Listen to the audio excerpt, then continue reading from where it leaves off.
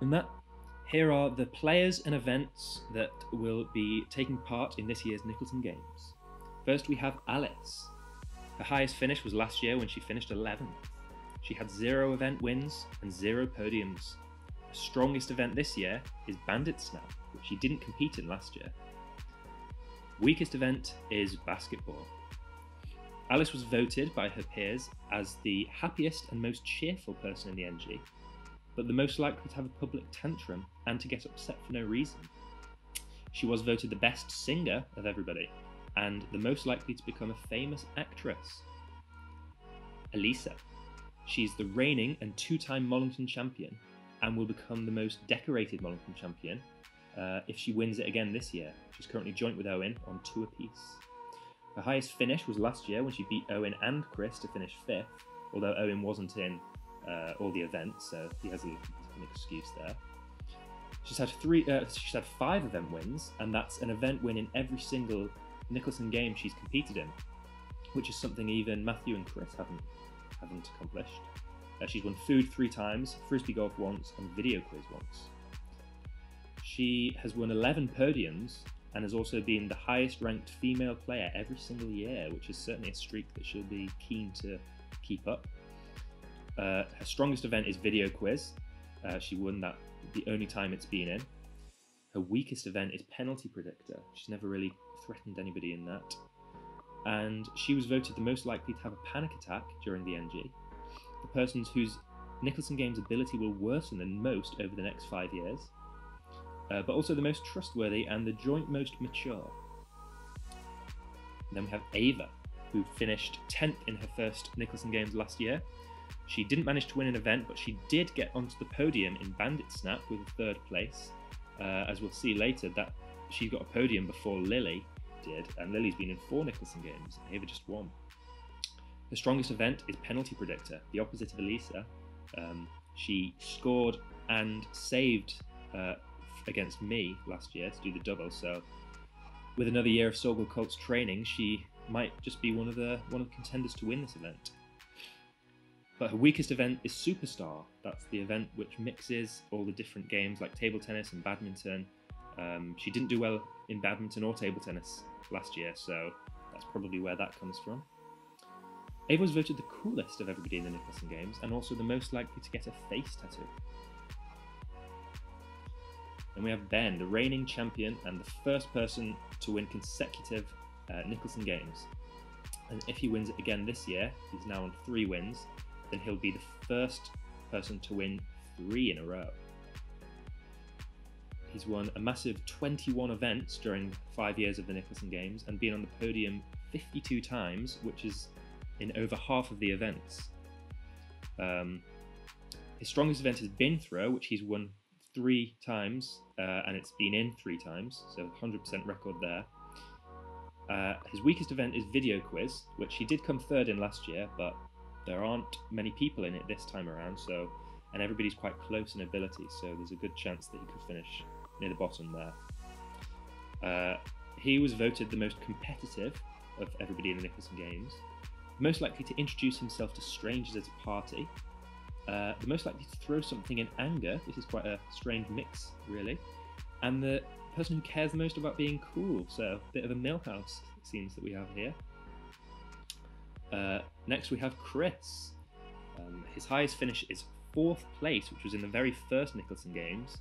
Since then, he's been a flop of the tournament contender pretty much every year. It's quite reliable for fans of Chris having a flop. He has only... Oh dear, that's not right. He's won 2 events. That's not true either. He's won 4 events, I know that that's the case. 4 events, which is fewer than Elisa, but he does have 27 podiums, which is... Elisa has 11, so far more podiums, so it's that he struggles to get the event wins, actually. I mean, obviously the people who wrote this PowerPoint, the boffins who did that, seem to think he really struggles, but he does have 4. Which are, by the way, penalty predictor, netball, frisbee golf, and badminton. So he's never won the same event twice. His strongest event is ping pong toss, which he hasn't ever won, but he's been 2nd, I think, twice. And I think he finished 3rd last year as well, so he has done well every year. I think He is the tallest person in the Nicholson Games, so I think the height might be an advantage there. And his weakest event is basketball, which for some reason he's just absolutely terrible at. He was voted the clumsiest, the messiest, most likely to spend all day in bed, most likely to be late. I think, in other words, those 4 just means that he's a new metal fan. So one positive thing about Chris is that only 3 people have ever been top of the Nicholson Games leaderboard. Rob and Ben, who have obviously won it, but then Chris as well in 2018. So that's a good record, and if he managed to do that again, obviously very good news for him. However, he's never got more than 100 points, which is pretty poor actually. But as I say, the last few years he's been a flop contender, so I think he's lowered expectations so much that Nicholson Championship is in the bag. It might even be like that Drake and Josh episode where Josh hustles everybody into thinking he's really bad at pool, and then he gets money off them. So I don't know if anybody's been taking bets on him, but that might be something he's been doing. Lily, her highest finish is 8th. 0 event wins, and as I said earlier, 0 podiums in 4 NGs. Really not on.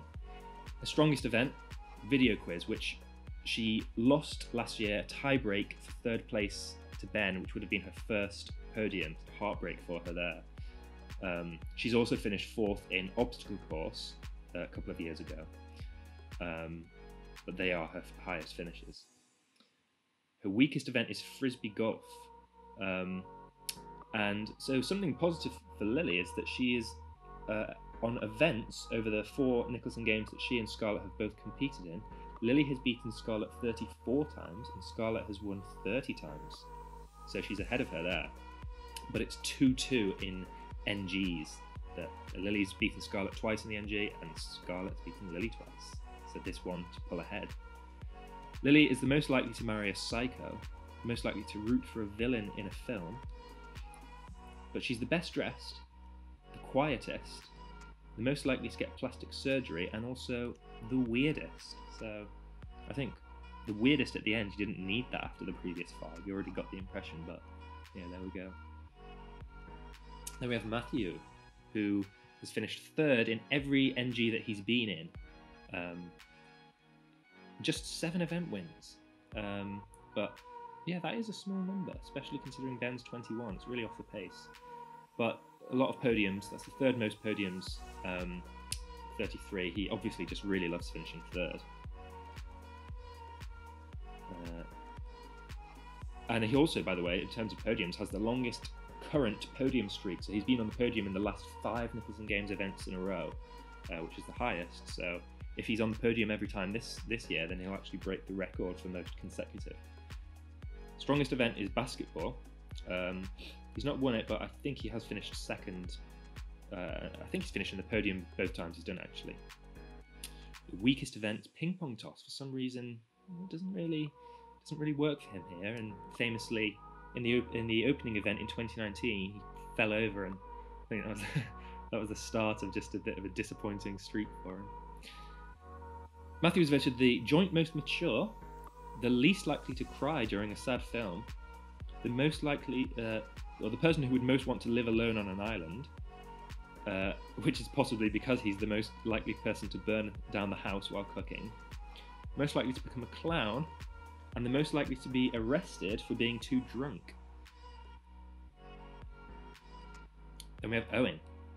Owen's highest finish was 2nd, very impressive in 2018, in Ben's flop year. Event wins, Owen has had 10 events, so that's more than Matthew and more than Patrick, as we'll see. So it's the 3rd most for Owen. So, you know, based on that, it's some people might be seeing Owen as the person who should be challenging for 3rd.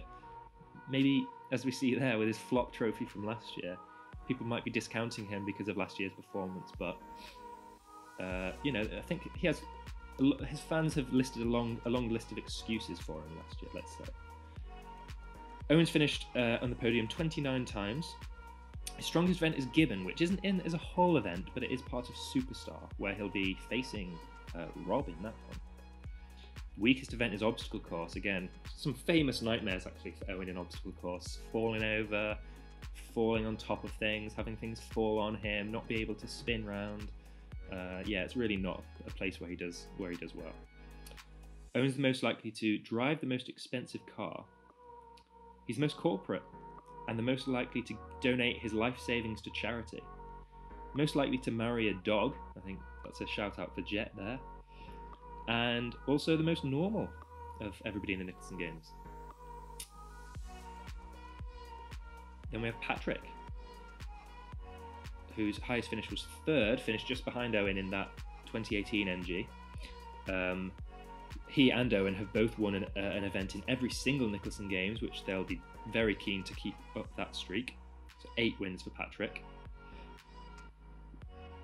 32 podiums, and his strongest event is bowling, which he won last year, but that was the first time he'd won it, I'm pretty sure. Maybe he'd won before. Oh no, he'd won before when he stirred the pot against Owen in 2018. So yeah, he has won bowling the most. So yeah, it's no surprise he's favourite there. Weakest event, football. Ooh, Patrick fans do not like that. But he's yet to beat any of the other males in football, any of the other blokes in 5 years of the event. So yeah, that's really not good.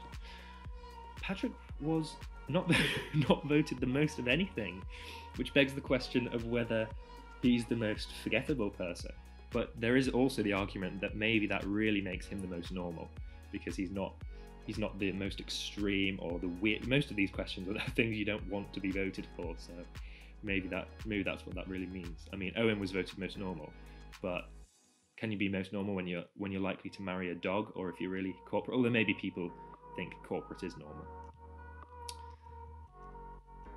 Then we have Rob, oh yeah, who is the least gracious. Oh no, that's too soon. That's just an extra personal opinion of mine. So highest finish, obviously first. It's finished twice, but not for 3 years now. It's quite getting onto it's coming home territory actually, where it's all those years of hurt. 31 event wins, which is over 10 more. It is 10 more than Ben, which makes it pretty much that he'll have the most event wins for many years to come, I think. Podiums, how many times on the podium? 61, which is basically 3/4 of the events. In fact, I think it was, yes, there we go, 23 events that he's not finished on the podium for. Strongest event, football, 5 out of 5 wins. That would be the one that everybody will be wanting to take off him, but that's been where there's been some dominance. Weakest event, video quiz, similar to Ben. He actually finished 5th last year, and there are only 8 people in the event this year, so 5th would look even worse and would be fewer points. So yeah, the least gracious, the most opinionated and the most likely to criticise others, the most fearless in skydiving, if he were to skydive, the most likely to live to the oldest age, and the most intelligent, which there was quite a lot of different votes for different people in that one, suggesting either we all think everybody's a genius and it's hard to choose between them, or we think everybody's just such a moron and it's difficult to vote for who's the least. And then finally, SCARLETT. And I had more stats for this guy. So I've never been ranked outside of the top 4 during the Nicholson Games at any point. So that's something which, with bowling as the first event this year, that would be quite difficult to maintain. And I also have, in events, I have a 49-35 lead over Ben. So even though I've won more events, he has the better record across the NG.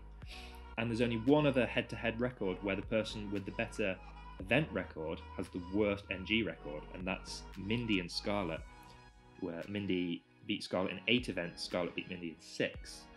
Yet SCARLETT finished higher that year. So then we do have SCARLETT, who I seem to have lost my stats for, but her highest finish was 7th. Event wins 0, podiums 5, which is very impressive, and I have to remember these off the top of my head. Dodgeball twice, Bandit Snap last year, Frisbee Golf the year Benzie had his wobble, and no, I don't think I remember what the other one was. Yeah, very impressive. To Lily 0.